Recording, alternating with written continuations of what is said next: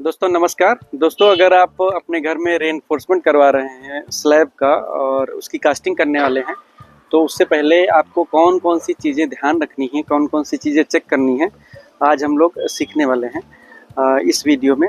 इससे पहले हम लोग एक वीडियो लेके आए थे जिसमें हमने बताया था आपको बीम के रेनफोर्समेंट में कौन कौन सी चीज़ें चेक करनी चाहिए। उसका वीडियो जो है मेरे चैनल पे अवेलेबल है, अगर देखना चाहते हैं तो आप आई बटन पे जाके उसको देख सकते हैं। फ़िलहाल हम लोग आज सीखने वाले हैं स्लैब के रेनफोर्समेंट में।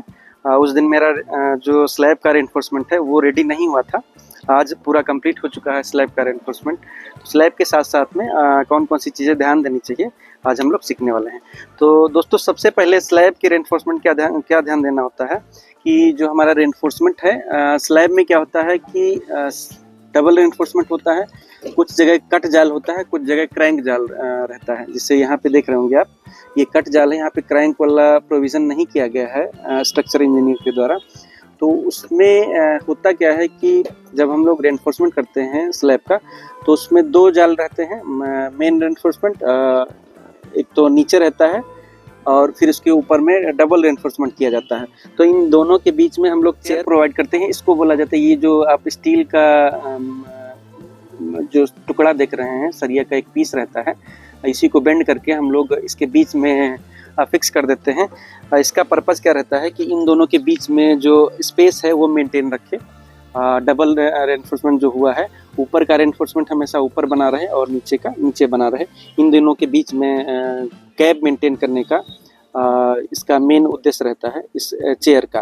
तो ये चेयर जनरली बनाई जाती है कोड के अकॉर्डिंग 12 mm से कम नहीं होना चाहिए इसका डाया, लेकिन अगर आप 10 mm भी यूज़ करते हैं तो वो सफिशिएंट रहता है। 10 mm का भी यूज़ कर सकते हैं, लेकिन कोड के अकॉर्डिंग आपको 12 mm से कम यूज़ नहीं करना है चेयर के लिए। तो ये चेयर प्रोवाइड करनी चाहिए आपके मतलब स्पेसिफिक डिस्टेंस पे, जहाँ पे लगभग 1 मीटर के अंदर या 3 फीट के आसपास भी अगर आप दीजिएगा तो हमारा जो रेनफोर्समेंट है ऊपर का ऊपर बना रहेगा। आपको खड़े होने से क्या है कि ये दबना नहीं चाहिए, इतनी दूरी पे आपको स्पेसिंग के साथ में चेयर प्रोवाइड करनी चाहिए। इसके अलावा क्या है कि आपको जो है कि रेनफोर्समेंट में भी ध्यान देना है। अगर आपका वन वे स्लैब है तो एक चीज़ ध्यान देना है, अगर टू वे स्लैब है तो आपको कौन कौन सी चीज़ें ध्यान देना है। वन वे और टू वे स्लैब अगर आपको पहचानना है तो उसके लिए क्या है कि आपको longer span divided by shorter span का जो रेशियो रहेगा, अगर वो 2 या 2 से ज़्यादा है तब तो आपका वन वे स्लैब हो जाएगा। अगर 2 से कम है तो उस केस में आपकी जो स्लैब है वो टू वे हो जाएगी। जैसे ये जो आप देख रहे होंगे यहाँ पे, ये जो स्लैब है मीन्स चारों तरफ से जो बीम है इनके बीच में जो स्लैब आया ये टू वे स्लैब हो जाएगी। और इस पार्ट में जो आप देख रहे होंगे, ये जो पार्ट है हमारा इन दो बीम के बीच में, ये स्लैब हमारी जो है वन वे है, क्योंकि इसका जो लेंथ और विड्थ का जो रेशियो है वो 2 से ज़्यादा है। अब इस वन वे स्लैब में क्या ध्यान देना है कि जो शॉर्टर स्पैन का जो स्टील है वो हमेशा नीचे रहेगा। जैसे देखिए यहाँ पे ये हमारा स्पैन छोटा है, इधर वाला स्पैन बड़ा है, तो बड़े वाली स्पैन वाली जो रॉड रहेगी, सरिया रहेगी, उसको ऊपर रखना है, और जो शॉर्टर स्पैन छोटे स्पैन वाली जो सरिया रहेगी, स्टील रहेगी, उसको हमेशा नीचे रखना है। ये चीज़ ध्यान देना होता है। देखिए ये हमारी जो सरिया है ये नीचे है, और ये इधर जो आप देख रहे हैं ये इसके ऊपर है, इसको डिस्ट्रीब्यूशन बार बोला जाता है। मेन बार ये होगी, मेन बार और डिस्ट्रीब्यूशन बार आपको ध्यान देना है। मेन बार हमेशा शॉर्टर स्पैन में पड़ेगी और डिस्ट्रीब्यूशन बार आपको क्या है कि लॉन्ग स्पैन में पड़ेगी। और क्या ध्यान देना है कि जब हम लोग बीम पे डबल रेनफोर्समेंट देते हैं तो इसके ऊपर में जो मेन रेनफोर्समेंट रहेगा वो हमेशा ऊपर रहेगा, और जो डिस्ट्रीब्यूशन का रेनफोर्समेंट रहेगा वो हमेशा नीचे रहेगा। जैसे हम लोगों ने नीचे किया था उसका जस्ट अपोजिट हो जाएगा। नीचे वाले रेनफोर्समेंट में क्या होता है, मेन बार नीचे रहता है, और ऊपर वाले रेनफोर्समेंट में मेन बार ऊपर आ जाती है। ये चीज़ आपको ध्यान देना है। और इसके बाद आपको ध्यान देना है कवर का।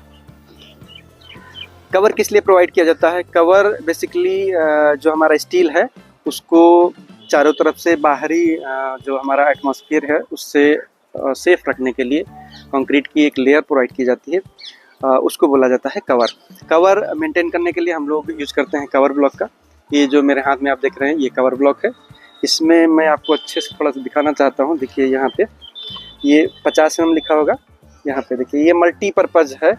आप इसमें 40 mm, 25 mm, 50 mm और 20 mm भी यूज कर सकते हैं। अब क्या है कि जैसे हम लोग इसको ऐसे रख देंगे तब ये हो जाएगा 20 mm, और यूँ ऐसे रखेंगे तो 25 mm हो जाएगा, और ऐसे रखेंगे तो ये 40 mm हो जाएगा, अगर ऐसे लगा देंगे तो ये हमारा 50 mm हो जाएगा। अभी देखिए हमारा जो रेनफोर्समेंट है जो स्लैब का, उसमें हम लोग यूँ ऐसे यूज़ किए हैं। स्लैब में जो कवर रहता है वो 20 mm का रहता है, तो इसको हम लोग ऐसे यूज़ किए हैं ताकि हमारा जो रेनफोर्समेंट है वो प्लाई से ऊपर उठा रहे, ताकि जब हम लोग कास्टिंग करें तो जो कंक्रीट की एक जो लेयर रहती है, थिकनेस जो रहेगी, वो स्टील के नीचे प्रॉपर आ सके और इस रेनफोर्समेंट को कवर प्रोवाइड कर सके।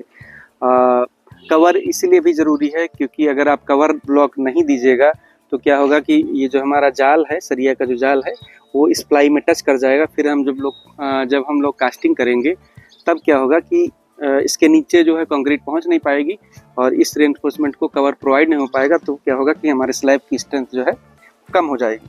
कवर ब्लॉक जो है आपको 2 फीट से ज़्यादा दूरी पे नहीं लगाना है। जैसे देखिए इस वाले पार्ट में आपको दिख रहे होंगे बहुत सारे कवर ब्लॉक, लगभग 2 फीट की डिस्टेंस पे एक दूसरे से कवर ब्लॉक लगे हैं, ताकि हमारा जो जाल है ऊपर बना रहे। हम बाय द वे यहाँ पे खड़े भी हो जाते हैं तब भी हमारा जो स्टील का रेनफोर्समेंट जो हुआ है वो नीचे झुकता नहीं है। इतनी दूरी पे आपको कवर ब्लॉक प्रोवाइड करना है, तो ये चीज़ भी आपको ध्यान देना है। और क्या ध्यान देना है, जब हम लोग बीम का रेनफोर्समेंट करते हैं तो वहाँ भी आपको कवर प्रॉपर देना है। देखिए जैसे यहाँ पे देख रहे होंगे आप, ये देखिए इस साइड में कवर दिया हुआ है, इस साइड में भी कवर ब्लॉक लगा हुआ है, और साइड के अलावा वहाँ बॉटम में भी देना ज़रूरी है। हर बीम में क्या है कि जगह जगह देखिए कवर ब्लॉक आपको लगे दिख रहे होंगे, तो ये कवर बहुत ज़रूरी है। अगर आप कवर नहीं दीजिएगा तो क्या होगा कि जो रेनफोर्समेंट है वो साइड में चला जाएगा, उसको कवर प्रोवाइड नहीं होगा, तो फिर क्या होगा कि आपका जो स्ट्रेंथ है बीम की या स्लैब की वो कम हो जाएगी। और क्या ध्यान देना है कि जब हम लोग बीम का रेनफोर्समेंट करते हैं तो उसमें हम लोग LD डेवलपमेंट लेंथ क्या होती है, होता क्या है कि जैसे हमारा कॉलम यहाँ से स्टार्ट हुआ है और इसके इस साइड में हमारा बीम है, तो बीम का लोड कॉलम पे ट्रांसफ़र हो सके उसके लिए हम लोग देते हैं डेवलपमेंट लेंथ LD दिया जाता है, उसको बोला जाता है डेवलपमेंट लेंथ। LD कितना रहता है, 50D रहता है, जहाँ जो D है डाया ऑफ द बार हुआ। तो LD कंसीडर कहाँ से किया जाता है, कॉलम के इस फेस से जितनी लेंथ हमारी अंदर जाती है उसको बोला जाता है LD। वो LD as a LD consider की जाती है। 50D जनरली हम लोग यूज़ करते हैं। अगर आपको आपके स्ट्रक्चर ड्राइंग में कुछ और मेंशन है तो वो आप फॉलो कर सकते हैं, अगर नहीं मेंशन है तो आप 50D लेके काम कर सकते हैं। जैसे यहाँ पे देखिए हम लोगों ने 16 का सरिया यूज़ किया है, तो 16 पंचे 80 लगभग 800 हमारा जो LD है। ये क्या है कि आप नीचे भी कर सकते हैं, कोई ज़रूरी नहीं कि ऊपर ही जाए, क्योंकि हमारा जो बीम की डेप्थ है वो 450 है, इसलिए हम लोगों ने इसको कॉलम में इनबिल्ट कर दिया है, कॉलम की तरफ मोड़ दिया है। जब हम लोग कॉलम ऊपर कास्टिंग करेंगे तो वो उसी में जाके हमारा जो है फिक्स हो जाएगा, इसमें जाके जुड़ जाएगा, तो वो LD हमारा इस तरीके से प्रोवाइड हो जाएगा। और क्या ध्यान देना है आपको कि जब भी हम लोग कॉलम का कास्टिंग करते हैं तो स्लैब की कास्टिंग के साथ में जो हम लोग कॉलम की मास्टर रिंग देते हैं, ये जो आप देख रहे होंगे, इसकी जो पहली जो रिंग रहती है वो स्लैब से कम 2 इंच मीन्स 50 mm के अंदर ही रहना चाहिए, बहुत ज़्यादा ऊपर नहीं करना चाहिए। उससे क्या होगा कि जब आप अंदर रखेंगे तो ये जो टाइस है, टाइस नहीं सॉरी इसको टाइस ही बोलेंगे, इसको कॉलम की रिंग को टाई ही बोलते हैं। तो ये जो टाई है ये अंदर जानी चाहिए। By the way slab casting के बाद में अगर हम लेआउट करते हैं, उस केस में अगर हमारा कॉलम कहीं इधर उधर टिल्ट हुआ तो हम लोग जैकल मारेंगे, तो क्या होगा कि जैकल मारने के टाइम में ये यहाँ से क्रैक नहीं करेगा अगर आप यहाँ पे रिंग प्रोवाइड किए होंगे तो। और उससे उसका दूसरा पर्पज़ भी ये भी है कि आपका जब वाइब्रेटर चलेगा तो ये कॉलम का जो आपका सरिया है ये इधर उधर नहीं भागेगा, अपनी जगह पे फिक्स रहेगा। तो इस चीज़ का भी आपको ध्यान रखना है। और दोस्तों इसके अलावा आपको रेनफोर्समेंट जब आप बीम का करें तो उसमें क्या है कि आपको ध्यान देना है, एक तो हुक का जो आपकी स्टिरप्स रहती हैं, रिंग जिनको बोला जाता है आम भाषा में, उनका जो हुक रहता है, ये जो हुक है इसको 135 के एंगल से बेंड करना चाहिए, मीन्स 135 डिग्री के एंगल से। जैसे यहाँ पे देख रहे होंगे ये 135 वी शेप में रहना चाहिए, हुक हमेशा वी शेप में रखना चाहिए। और इसके अलावा आपको ध्यान देना है स्पेसर बार का, जैसे ये देख रहे होंगे, ये रॉड का जो टुकड़ा है मेन रेनफोर्समेंट और जो हमारा एक्स्ट्रा है बीम का एक्स्ट्रा बार, उसके बीच में हम लोगों ने स्पेसर लगा रखा है। एक सरिया का टुकड़ा डाल रखा है दोनों के बीच में स्पेस मेंटेन करने के लिए।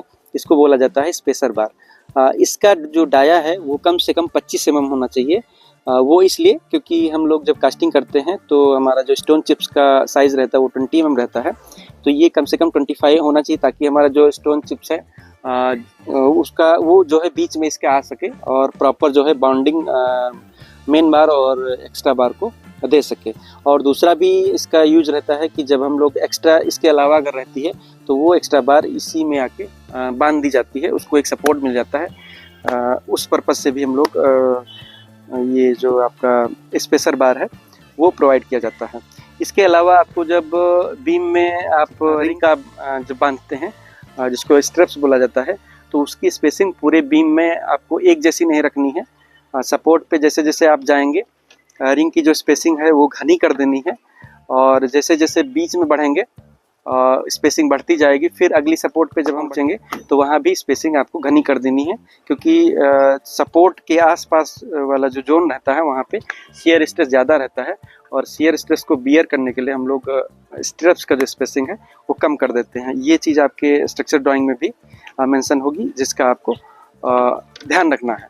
और इसके अलावा आपको क्या ध्यान देना है, जब आप स्लैब में कॉन्डक्ट पाइप लेइंग करते हैं, बिजली का पाइप, और उसमें फैन बॉक्स प्रोवाइड करते हैं, तो फैन बॉक्स के ऊपर जैसे देखिए यहाँ हम लोगों ने स्टील का एक मेश बना दिया है, जाली बना दिया है।